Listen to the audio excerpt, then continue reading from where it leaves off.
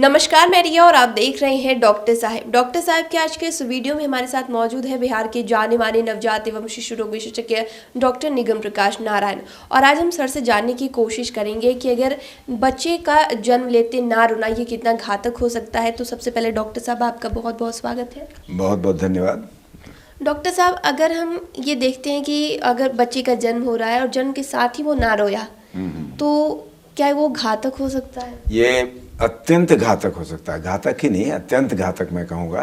क्योंकि एक कहावत है कि आप बच्चे को पहली सांस दीजिए और उसका जीवन बचाइए। कहने का मतलब जीवन का पर्याय है ये पहली सांस।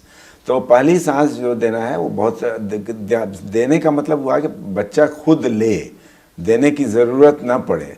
तो इसके लिए एहतियातन आप जो है इंस्टीट्यूशनल डिलीवरी जो है वो बहुत ज़रूरी होती है कि जहाँ सही आपके जो डॉक्टर्स उपलब्ध हों, नर्सेज उपलब्ध हों, जो इसका जो प्रसव का जो है वो संचालन सही ढंग से कर सकें। ऐसी इंस्टीट्यूशन में बच्चे की डिलीवरी होनी ज़रूरी है और उसमें वो अपना जो स्किल है वो रिसर्सिटेशन का वो जानते हों। रिसर्सिटेशन का जो बेसिक स्किल है, जो कार्यविधि है, इसको जानने के लिए सिंपल चीज़ है कि पहला सांस देना है बच्चे को। अगर वो न ले पाए तो इमीडिएटली बच्चे की सांस की नली को वो साफ़ करना है और उसको ब्रीदिंग इनिशिएट करना है। ब्रीदिंग इनिशिएट करने का मतलब होता है कि बच्चे को या तो हम अगर तेज़ी से उसकी बदन को पूछें या उसकी पीठ को थपथपाएं या उसकी जांघों को स्क्वीज़ करें तो भी बच्चा जो है वो स्टिमुलेट हो जाता है और सांस लेना शुरू कर देता है। तो ये एक सिंपल मेथड है कि आप बच्चे की जो सांस की नली है और मुंह का जो द्वार है उसको साफ करके अगर स्टिमुलेशन देते हों तो ज़्यादातर मामलों में बात वहीं पर बन जाती है। अगर बच्चा सांस न ले रहा हो पैदा होते के साथ, सबसे बड़ी बात क्या है कि अगर पैदा होते के साथ सांस नहीं ले रहा है तो इसके लिए जिम्मेवार थोड़ा सा हम लोग उसकी ऑब्स्टेट्रिक केयर पर भी सवाल खड़ा होता है कि वो जो प्रसव करा रही हैं हम महिला, वो पहले देखना पड़ेगा कि वो डॉक्टर जो है वो क्यों ऐसा हुआ कि उसको इतना सांस में कमी हुई। सांस लेने में कमी होने का मतलब होता है कि उसका बच्चे का जो है मस्तिष्क वो किसी तरह ऑक्सीजन की कमी से ग्रसित हुआ और इसको बोलते हैं हम लोग एस्फिक्सिया। तो बच्चे को एस्फिक्सिया क्यों हुआ, इसका कारण तो ऑफ कोर्स पहले सोचना होगा कि वो जो धात्री माँ है उसको कैसे प्रसव कंडक्ट कराया गया, उसमें कहाँ दोष है, वो अलग बात हो गई।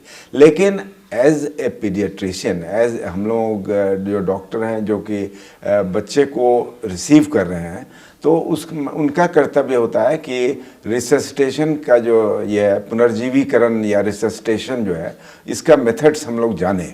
तो उसमें सिंपल है कि कोई दवा का महत्व नहीं है, उसमें एयरवे ब्रीदिंग सर्कुलेशन ऐसा है ABC और तब है डी मतलब ड्रग्स।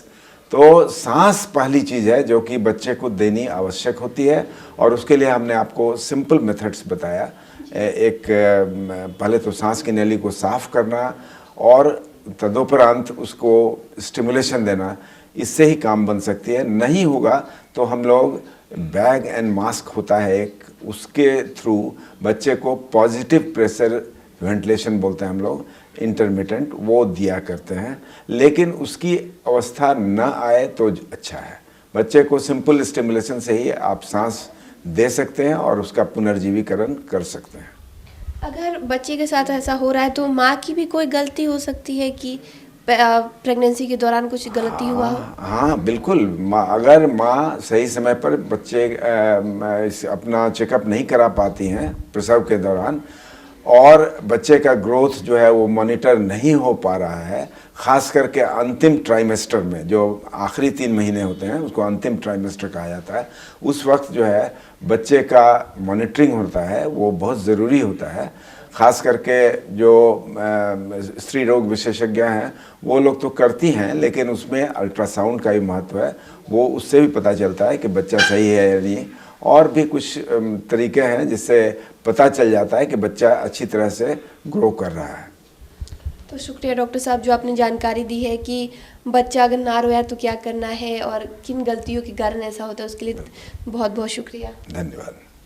तो आप डॉक्टर निगम प्रकाश नारायण को सुन रहे थे, जिन्होंने हमारे साथ पूरी इस जानकारी साझा की है कि अगर बच्चे का जन्म के साथ बच्चा नहीं रोता है तो कारण क्या हो सकता है, कैसे इसे ठीक किया जा सकता है और किन गलतियों की वजह से बच्चे के साथ ऐसा होता है। तमाम जानकारी आपको कैसी लगी हमें कमेंट कर ज़रूर बताएं। चैनल को सब्सक्राइब कर ले, फेसबुक पेज को लाइक कर ले। वीडियो देखने के लिए आपका शुक्रिया।